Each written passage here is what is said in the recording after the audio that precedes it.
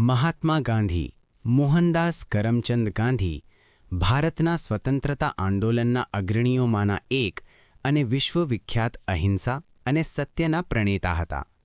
મૂળ માહિતી. જન્મ 2 ઓક્ટોબર 1869, પોરબંદર, ગુજરાત. પિતા કરમચંદ ગાંધી, માતા પુતળીબાઈ, પત્ની કસ્તુરબા ગાંધી. શિક્ષણ અને શરૂઆત. ગાંધીજીએ લંડનમાં કાયદાનું અભ્યાસ કર્યું અને પછી દક્ષિણ આફ્રિકામાં વકીલાત શરૂ કરી. ત્યાં તેમણે જાતિભેદનો અનુભવ કર્યો અને તેના વિરોધમાં અહિંસક આંદોલન શરૂ કર્યું. મુખ્ય સિદ્ધાંતો. અહિંસા, નોન વાયલન્સ, હિંસા વિના વિરોધ કરવાનો માર્ગ. સત્યાગ્રહ, સત્ય માટે અડગ રહીને શાંતિપૂર્ણ સંઘર્ષ. સાદગી અને સ્વદેશી, દેશી વસ્તુઓનો ઉપયોગ અને સરળ જીવન. ભારતના સ્વતંત્રતા આંદોલનમાં યોગદાન.